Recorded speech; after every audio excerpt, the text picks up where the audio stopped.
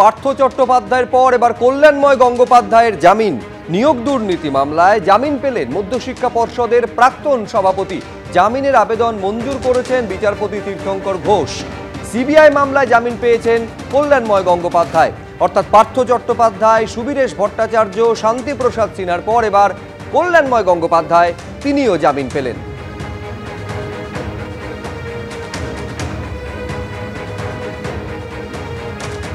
জামিন পাওয়াটা তো একটা স্বাভাবিক আইনি প্রক্রিয়া।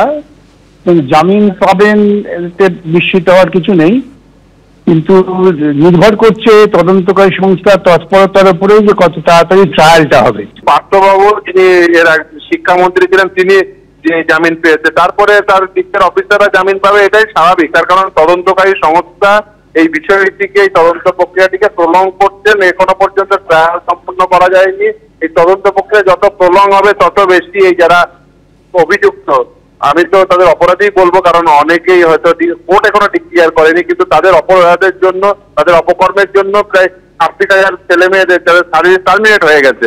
এই অপকর্মের দায়ী তো কেউ হবেনি, দায়ী তো কাউকে নিতেই হবে। যারা দায়ী, যাদের দায়ী নেওয়া উচিত, তারা একটার পর একটা তাদের জেল মুক্তি করছে। পার্থ চট্টোপাধ্যায় থেকে শুরু করে কল্যাণময় গাঙ্গুলি একটার পর একটা জেল মুক্তি হচ্ছে। মানে এটা পরিষ্কার হয়ে যাচ্ছে তদন্তকারী সংস্থার অকর্মণ্যতা। নিয়োগ দুর্নীতি মামলায় জামিন পেয়ে গেলেন মধ্যশিক্ষা পর্ষদের প্রাক্তন সভাপতি কল্যাণময় গঙ্গোপাধ্যায়। জামিনের আবেদন মঞ্জুর বিচারপতি তীর্থঙ্কর ঘোষের। সিবিআই এর মামলায় জামিন পেয়েছেন কল্যাণময় গঙ্গোপাধ্যায়।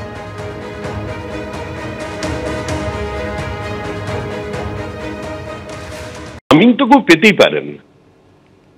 জামিন পাওয়া মানে অপরাধ থেকে মুক্তি পাওয়া তো নয়। একটা প্রাতিষ্ঠানিক লুট হয়েছিল।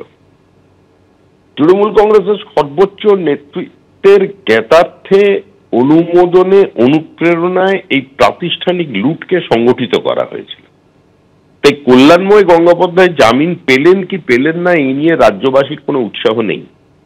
মানুষ সূত্রে পৌঁছতে চাইছে, মানুষ বড় মাছের খোঁজ করছে। এই লুটে ওপর থেকে নিচ পর্যন্ত গোটা তৃণমূল কংগ্রেস জড়িত আছে। মেধাকে প্রতারিত করে কার্যত স্কুল শিক্ষকদের চাকরি খোলা বাজারে নিয়ে এসে স্কুল শিক্ষাকে পশ্চিমবঙ্গে ধ্বংস করেছে তৃণমূল কংগ্রেস। মানুষ সেটা শেষ দেখতে চাই। ইন্টারভিউ তালিকায় দাগীদের নাম থাকা নিয়ে সিদ্ধান্ত নিতে বলল কলকাতা হাইকোর্ট। সিদ্ধান্ত গ্রহণের জন্য বলেছেন বিচারপতি অমৃতা সিনহা।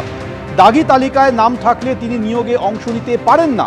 যদি কোনো দাগী প্রার্থী অংশ নিয়েও নেন তাহলে তার নাম বাদ দিতে হবে। এটা সুপ্রিম কোর্টের নির্দেশ, জানিয়েছেন বিচারপতি অমৃতা সিনহা। আরও বিস্তারিত তথ্য দিয়ে দাগীদের তালিকা প্রকাশ করতে হবে বলে মন্তব্য করেন বিচারপতি অমৃতা সিনহা। আগামী ৩রা ডিসেম্বর এই মামলার পরবর্তী শুনানি হবে।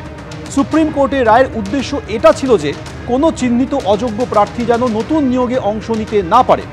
সুপ্রিম কোর্টের রায়ের ব্যাখ্যায় কমিশন মনে করেছিল যে বিশেষভাবে সক্ষম দাগীরাও এই নিয়োগে অংশ নিতে পারবে।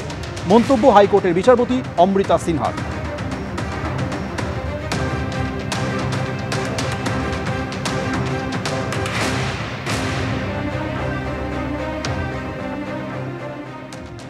আইপ্যাকের পরামর্শে করছে, এর কোনো বাস্তবতা নেই। মমতা ব্যানার্জি চাকরি দেবেন না সবাই জেনে গেছে।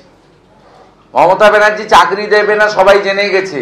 রেজদার নাম্বার ফেব্রুয়ারিতে এমসিসি হয়ে যাবে, model code of conduct.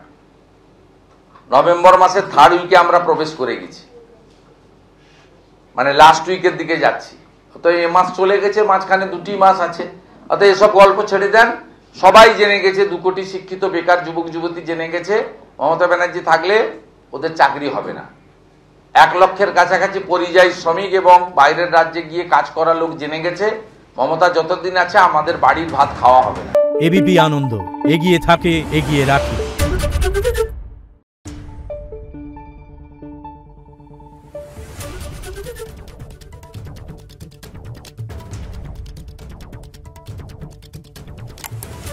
Thank you.